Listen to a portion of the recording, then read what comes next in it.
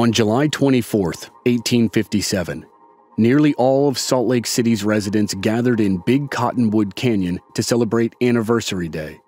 It was 10 years from the day they had first arrived in Salt Lake Valley, their new Zion. Amid the celebrations, Porter Rockwell galloped in after a grueling 413-mile ride from Fort Laramie. He carried urgent news for Brigham Young. An army of 2,500 soldiers was marching toward Utah. Earlier that month, President James Buchanan had ordered sweeping changes in Utah Territory. Brigham Young, president of the Church of Jesus Christ of Latter-day Saints, had been governor of the territory for 6 years. The previous American president, Franklin Pierce, had tried to replace Young 3 years earlier. But the lieutenant colonel who was supposed to take Young's place decided to decline the position. Then, a former justice of the Utah Supreme Court had written some documents that were highly critical of the LDS Church and its practices. President Buchanan used the documents as a basis to make changes in Utah Territory. He was sending a new governor, a new selection of government officials, and 2,500 troops to impose a new system on the Saints. The Saints had been forced out of New York, Ohio, Missouri, and Illinois, and now they felt like they were being persecuted again. When Brigham Young heard Rockwell's news of an encroaching army column, it felt like an invasion, and he put the Saints on a war footing. He declared martial law and rallied the militias to repel the troops if necessary. He hoped it would not come to blood, but if it did, the Saints would be ready. As fear and anxiety grew, anyone who passed through the territory was scrutinized with a critical eye. Travelers could be undercover government agents who were sent to spy on Mormon preparations, or the travelers could be undercover advance units of the army with the goal of setting up seemingly innocent camps that could be used as bases for the soldiers. A couple weeks later, a wagon train rolled into that cauldron of suspicion. It was initially bound for Northern California, and as such, it had charted a course through Salt Lake City. But after one of its leaders received a cold welcome in Salt Lake, he advised the group to head south and take the old Spanish trail towards Southern California. The last good place to stop on that trail before travelers had to brave the Mojave Desert was a high valley called Mountain Meadows. For most of the members of the wagon train, it would be their final resting place.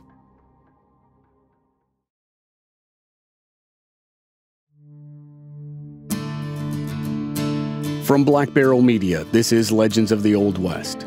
I'm your host, Chris Wimmer, and this season we're telling the story of controversial figure Orrin Porter Rockwell, the rise of the Church of Jesus Christ of Latter-day Saints, and the infamous Mountain Meadows Massacre. This is Episode 5, Mountain Meadows Massacre.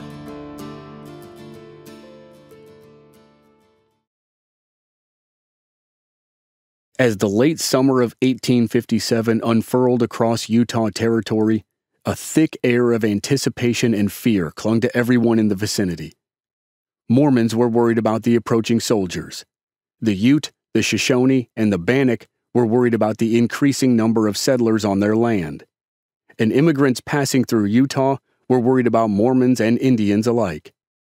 In the middle of that atmosphere of suspicion and hostility rolled the Baker-Fancher party. It was a wagon train of families and individuals from Arkansas and Missouri who were headed for California. They wanted new opportunities and a fresh start from the tumult of the territories they left behind. By the standards of the day, the party was large, wealthy, and diverse, with farmers, craftsmen, tradespeople, and planters among their ranks. The individuals and families were drawn westward by the lure of fertile lands for agriculture, the potential of the California gold rush, and the prospect of new opportunities in the burgeoning communities of the West. Party leader Alexander Fancher had made the trek to California twice before and planned on restocking in Salt Lake City in the northern part of Utah Territory. Fancher led the party to the outskirts of the city in August 1857. He rode into town and found that the Saints were worried about the impending arrival of 2,500 troops and whatever conflict they brought with them.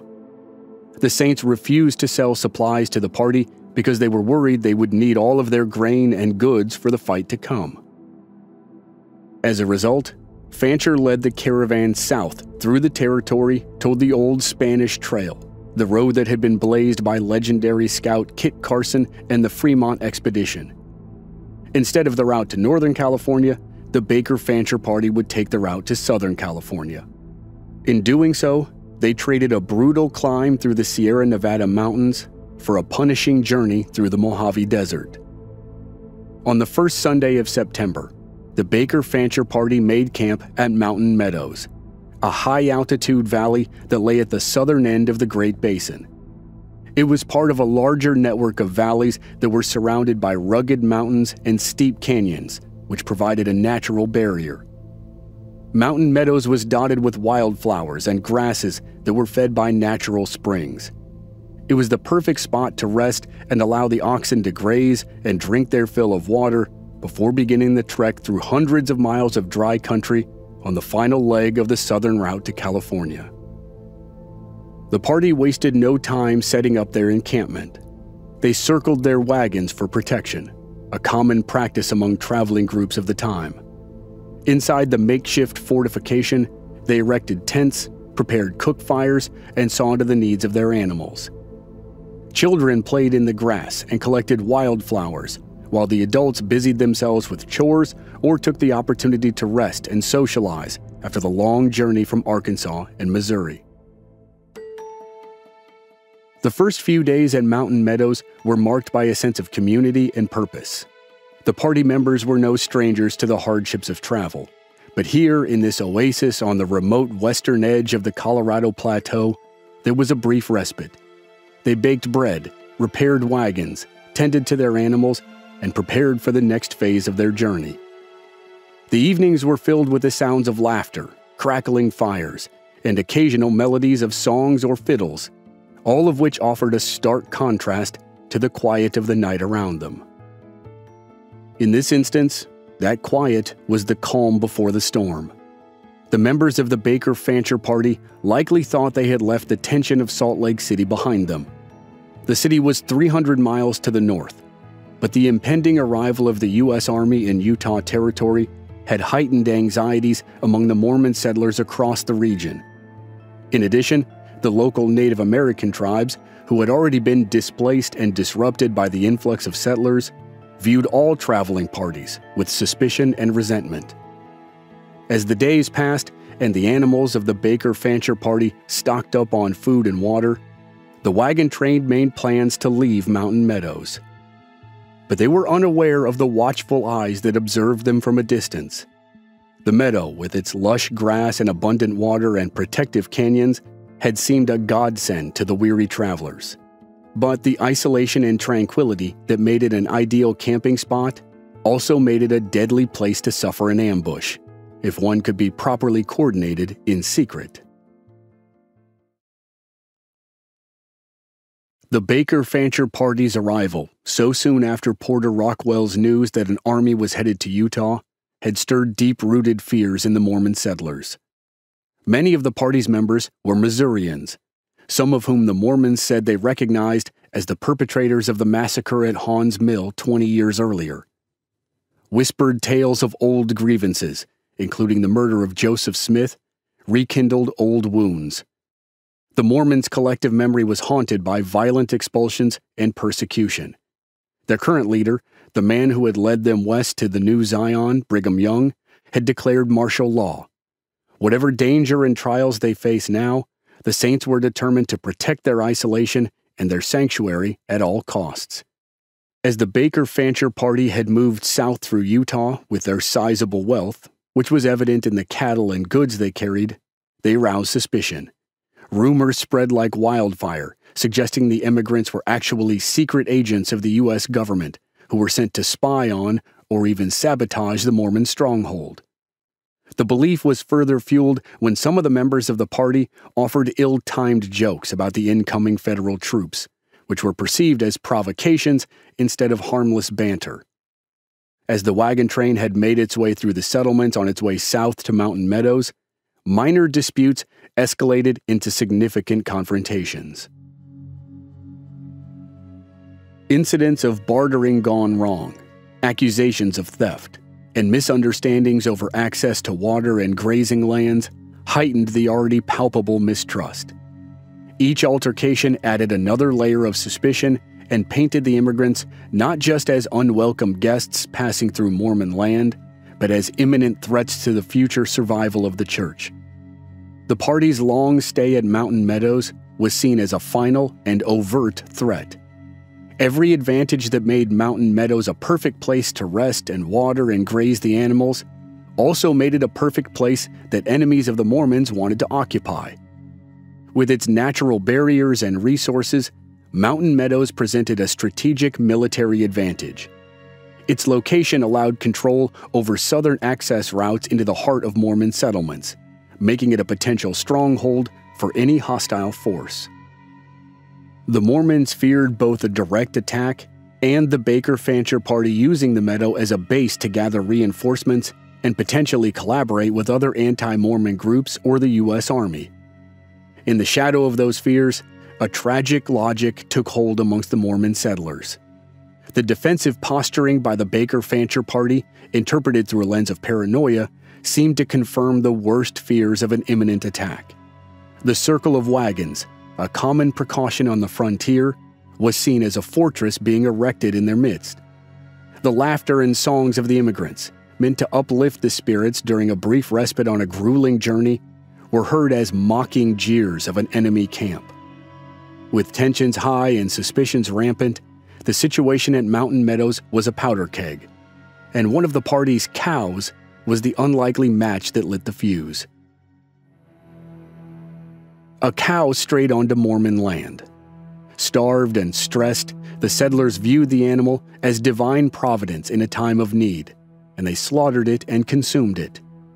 When the owners discovered the loss, accusations flew, igniting deep-seated mistrust. Some Mormon settlers believed the Baker-Fancher party had contaminated a spring near Corn Creek, which led to the deaths of 18 cattle and possibly 2 or 3 individuals, including a child, who ate tainted meat. Debate raged within church councils over how to respond. Some leaders, wary of inciting further violence, advocated for a peaceful resolution. They suggested they provide safe passage for the wagon train and hurry the party out of their lands. Others argued for a show of strength to deter not only the Baker-Fancher party, but also the federal government itself. The initial skirmishes were spontaneous yet telling. Small groups of Mormon militia, acting under the cover of anonymity, launched harassment attacks on the encamped immigrants. They rustled cattle, cut supply lines, and fired shots into the night. Each was an act of aggression designed to intimidate and weaken the resolve of the Baker-Fancher party. And then, in the first week of September, the Saints took the aggression up a notch. They launched an actual attack on the wagon train that was a huge leap forward toward tragedy.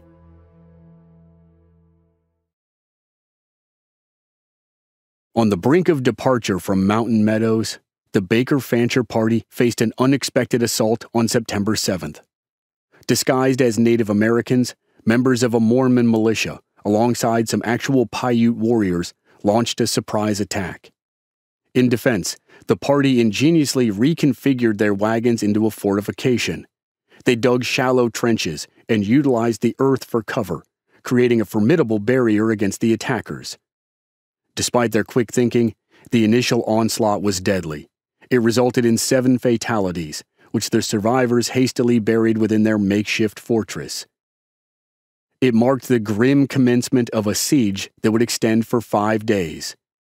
The prolonged engagement severely tested the immigrants' resolve.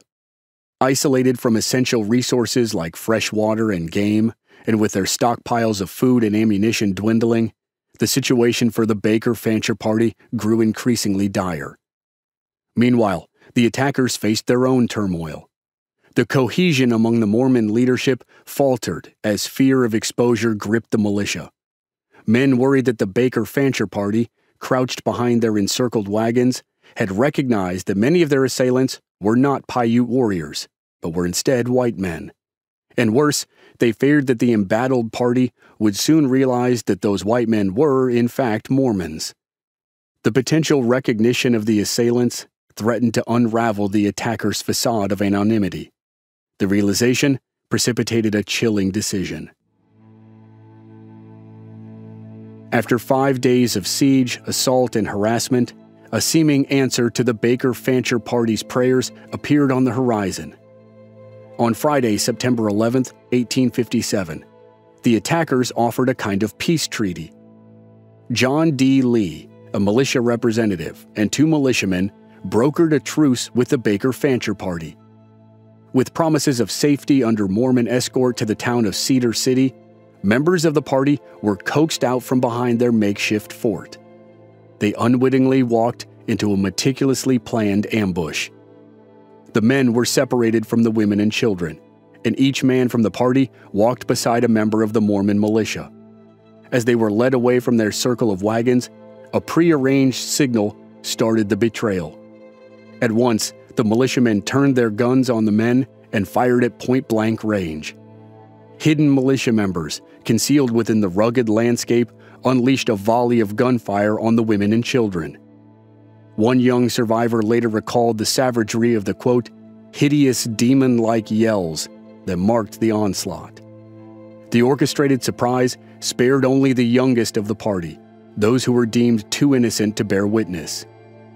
Nancy Huff, a 4-year-old survivor of the massacre, later recalled the moment when the illusion of escape turned into a deadly trap. As the attackers emerged from their hiding spots in the tall sagebrush, she said they were killing everybody they came to. Captain Jack Baker, who was holding Nancy in his arms, was shot and fell dead. Nancy's mother was struck by a fatal shot to the forehead. The ensuing chaos was a maelstrom of screams, as women and children clung together in a desperate bid for mercy. Nancy said she watched as the attackers used rifle butts as clubs to bash the heads of women and girls who pleaded for their lives. The assault probably felt like it lasted forever, but it was over in a matter of minutes. The gunfire stopped, the smell of black powder dissipated, and the cloud of gun smoke drifted away. Mountain Meadows was quiet once again, and 120 people lay dead on the ground. As militiamen set about loading up anything of value that the Baker-Fancher party had in their possession, the orphan children were dispersed among Mormon families. It was the move that served several purposes. It helped to assimilate the survivors into the local community, and by separating siblings, it minimized the chances of the children sharing their traumatic experiences with each other or outsiders. A Mormon bishop named Philip Klingensmith assigned the orphan children to various homes, ensuring that the narrative surrounding the massacre was tightly controlled. In these new environments, the children lived under the guise of care, but reports and observations paint a picture of neglect and hardship. Witnesses reported that months later, the orphans were, quote, half-starved, half-naked, filthy, infested with vermin, and their eyes diseased from the cruel neglect. In the immediate aftermath of the massacre, the orchestrators embarked on a campaign of deception, blaming the slaughter on Paiute warriors. The calculated misdirection aimed to exploit existing tension between the settlers and Native Americans, and it cast the tragedy as an act of indigenous violence rather than a premeditated attack by Mormon settlers. The cover story worked at first. It was easy to accept that Native American warriors had attacked a group of travelers. But as the dust settled on Mountain Meadows, whispers of the truth began to emerge. They challenged the fabricated tale of Paiute aggression and slowly unraveled the deception.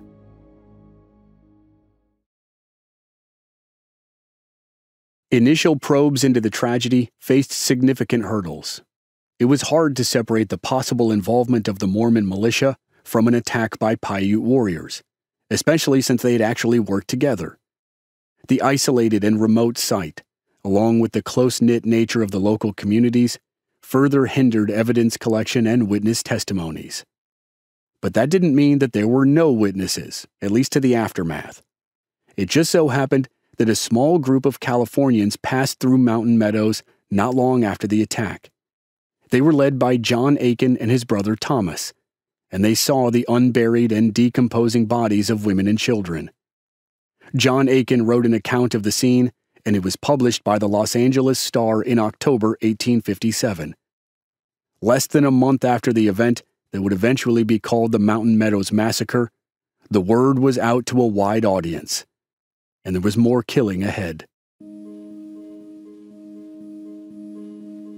Toward the end of November 1857, 2.5 months after the massacre and 6 weeks after Aiken's article was published, the Aiken party was caught by a Mormon posse in Utah. The Saints believed the men to be government spies, and they apprehended the travelers. The posse held the Aiken party for a short time, and then the posse lynched 3 of the travelers. 3 men in the party escaped, but they were tracked down and killed 2 days later. Reportedly, 2 of the men in the posse were Porter Rockwell and Bill Hickman. Hickman, like Rockwell, was a sworn member of the Sons of Dan and had served as a bodyguard for both Joseph Smith and Brigham Young. The ambush of the Aiken party, shrouded in rumor and accusation, added to the legends of Rockwell and Hickman. When later questioned, Hickman admitted to killing one of the Aiken party under direct orders from Brigham Young. Whether or not Young gave the order, the murders of the men of the Aiken party were another tragic consequence of the chaos and suspicion of the Utah War. As news of the Mountain Meadows Massacre spread beyond Utah, public outrage grew. The federal government began to push for a thorough investigation. But jurisdiction over the unique territory was complex, and it was further complicated by Brigham Young's dual roles as both the territorial governor, who was unwilling to hand over power, and the church president. The investigation dragged out because of the unique challenges to both law enforcement and judicial process. In the years that followed, federal investigators faced a wall of silence and evasion. The Mormon community's solidarity and the intimidating presence of the church's hierarchy made it difficult for witnesses to come forward. But reports from non-Mormon travelers passing through Mountain Meadows and a few dissenting Mormons painted a starkly different picture of events. The new reports suggested a coordinated attack by the militia under orders from local church leaders. But it remained an open question as to how high up the church leadership ladder the coordination went. The role of Brigham Young in the massacre is still a point of contention among historians. Some argue that Young's rhetoric in the face of the Army expedition to Utah contributed to an atmosphere of fear and hostility. Others contend that he would have stopped the massacre if he had known it was going to happen. On September 10th, the day before the massacre, Young sent a message to Isaac Haight, one of the commanders of the militia. The message counseled against interference with immigrant wagon trains. But it arrived too late to avoid the catastrophe, according to an express rider. Historian Will Bagley placed direct responsibility for the Mountain Meadows Massacre on Brigham Young.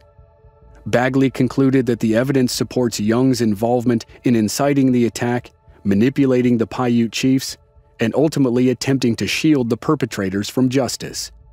Bagley wrote, "After the massacre, when the surviving children made it clear that Mormons had orchestrated the murders, and events outran his ability to control the situation, Brigham Young resolved to shield the perpetrators from justice. As governor and superintendent of Indian Affairs for Utah Territory, it was his duty to protect American citizens and prosecute their murderers." Claiming that Brigham Young had nothing to do with Mountain Meadows is akin to arguing that Abraham Lincoln had nothing to do with the Civil War.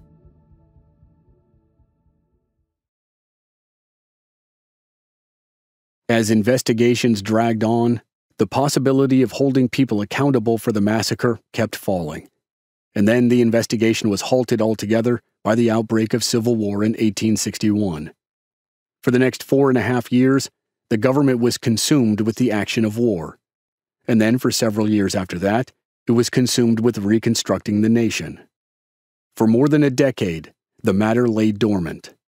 During that time, Brigham Young and the church's leadership worked diligently to reinforce their version of events, emphasizing the narrative that placed blame on the Paiute tribe while downplaying or denying any involvement by Mormon settlers. The investigation was jump-started back to life in 1871 with the sworn statement of Philip Klingensmith. Klingensmith was a bishop in the LDS Church and a militia member who had helped direct the process of separating the orphan children after the massacre. But he left the church and moved to Nevada and provided an affidavit of his version of events. A sworn statement by a Mormon militiaman who was actually there became a catalyst for change. Indictments were issued against Klingensmith and other militia members, including John D. Lee, the man who had brokered the false peace treaty. Legal proceedings were further complicated by Brigham Young's decision to excommunicate Lee and other key figures from the LDS Church in 1870, an act that underscored the church's attempt to distance itself from the massacre. Lee's trials, beginning in July of 1875, were monumental in their scope and significance. The first trial, before a mixed jury of Mormons and non-Mormons, ended in a hung jury, despite the testimony of 5 eyewitnesses, including Philip Klingensmith. The second trial, held before an all-Mormon jury, resulted in Lee's conviction. On March 23, 1877, nearly 20 years after the massacre, a crowd gathered at Mountain Meadows. Over the previous 2 decades, the high mountain valley that had once been an oasis before the Mojave Desert had succumbed to overgrazing and erosion. The springs were dry and the greenery had vanished, leaving only patches of sagebrush and scrub oak to underscore the desolation. A crowd had gathered for one final death in the valley. Dressed in a red flannel shirt and sitting on the edge of the pine coffin that awaited him, John D. Lee spoke his final words to around 75 spectators who were drawn by a mix of curiosity and somber reflection. "Center my heart, boys," he told the firing squad. At 11 a.m., the command was given and the squad fired. Lee's body collapsed into the coffin, marking a poignant moment of justice and historical reckoning for one of the darkest chapters in the American West. Lee went to his death believing he had been made a scapegoat for the broader involvement of church authorities in the massacre. He, like Bill Hickman, had asserted that he had been given a direct command from Brigham Young to exterminate the Baker-Fancher party. But it's impossible to know for sure. Historical perceptions of the Mountain Meadows Massacre have evolved significantly over time. Early accounts were mired in bias and controversy, reflecting the tensions between Mormon and non-Mormon narratives. Modern scholarship, including the research and writing of historian Will Bagley, has painted a more nuanced understanding of the event. Like nearly everything in the West, there were a multitude of factors that led to the tragedy. And the role of the massacre in LDS history remains a point of contention, with debates centered on accountability, memory, and interpretation.